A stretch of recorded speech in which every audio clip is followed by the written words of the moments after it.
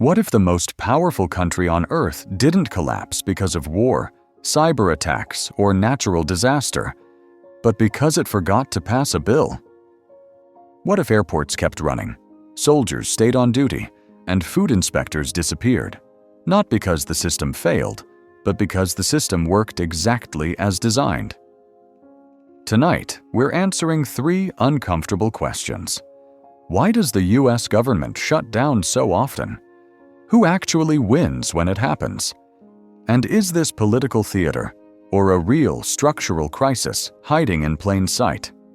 Stay until the end, because we'll also explain why almost no other country on Earth allows this to happen at all.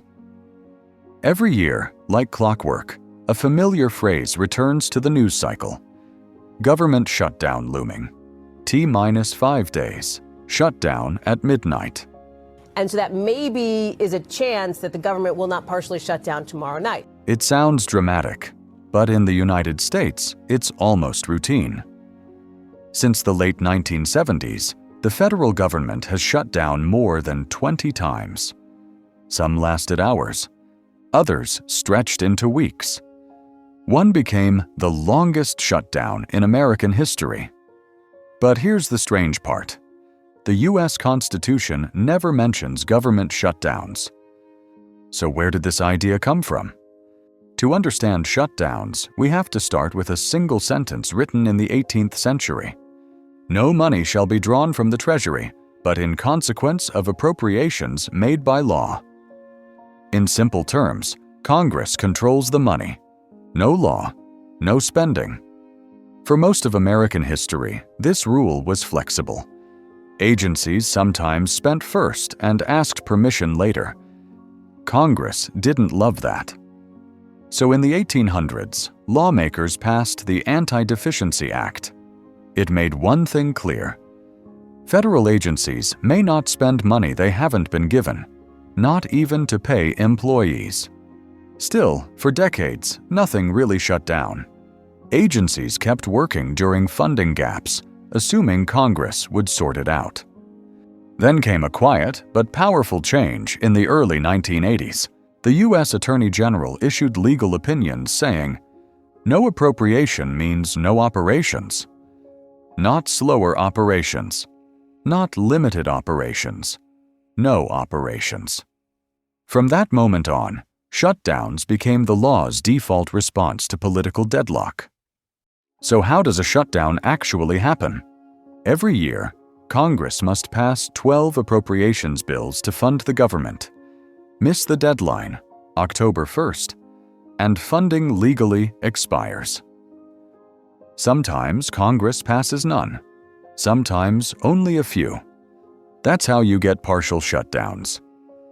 When funding stops, agencies divide workers into 2 categories: essential and non-essential. Non-essential workers are furloughed, sent home without pay. Essential workers must keep working, also without pay. Air traffic controllers, border agents, federal law enforcement, medical staff at veterans hospitals. They show up, they work. They just don't get paid until Congress fixes the problem.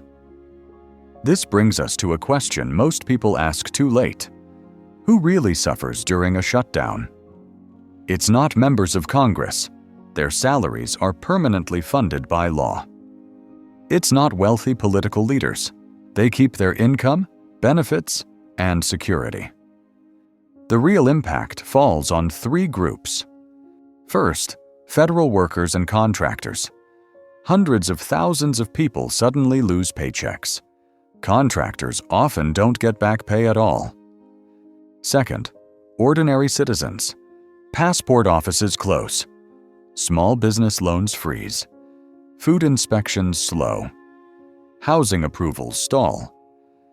And third, the economy itself. Economists estimate that each week of a shutdown shaves measurable growth off GDP.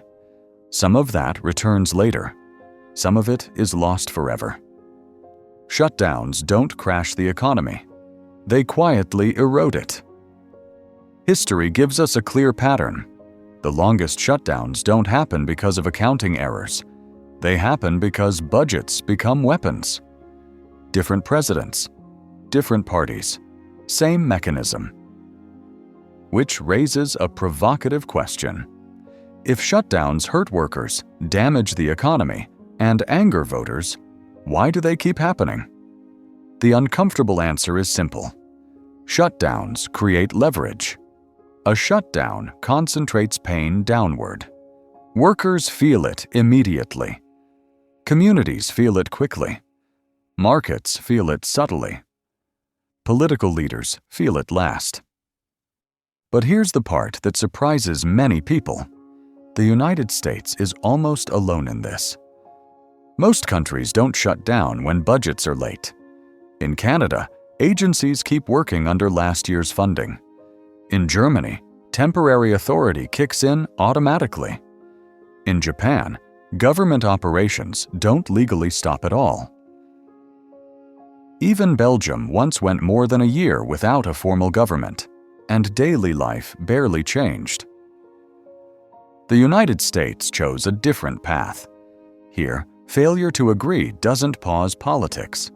It pauses administration. So what is a U.S. government shutdown really? It's not a fluke. It's not an accident. And it's not just a show.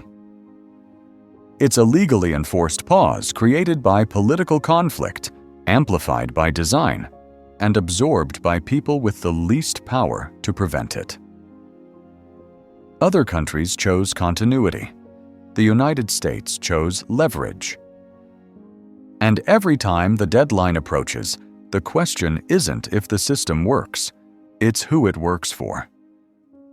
But to be fair, not everyone sees government shutdowns as a flaw. Some argue they are not a bug in the system, but a feature.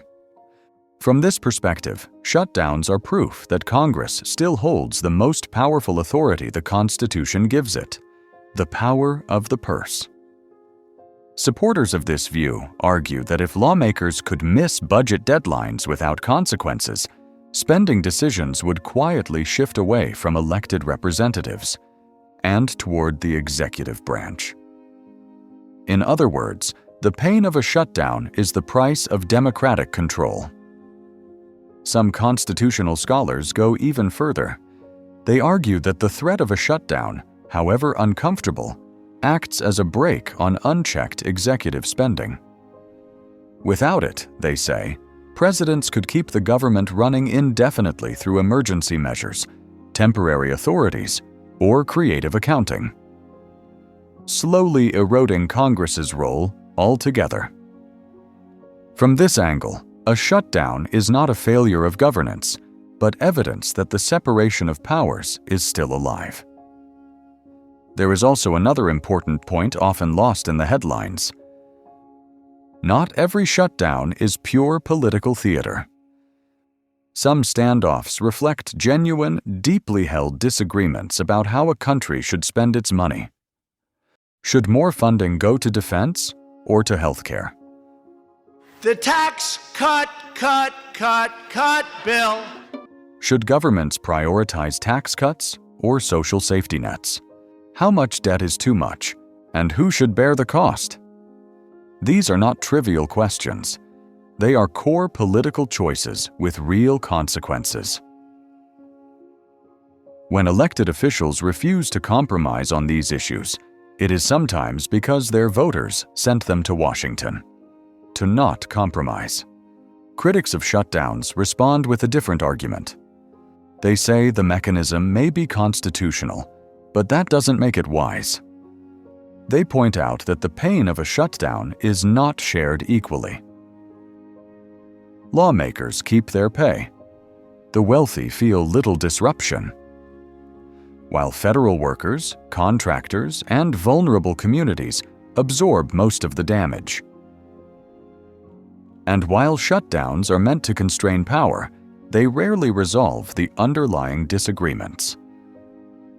Instead, they often end with temporary funding deals, continuing resolutions, and the same unresolved conflicts pushed a few weeks or months into the future. So in the end, the debate over government shutdowns comes down to a difficult trade-off. Accountability versus continuity. Leverage versus stability. Constitutional control versus human cost. And that is why shutdowns remain one of the most controversial features of the American system. Not because everyone agrees they are necessary, and not because everyone agrees they are harmful, but because they sit at the exact fault line between how a democracy is supposed to work and how people expect a government to function.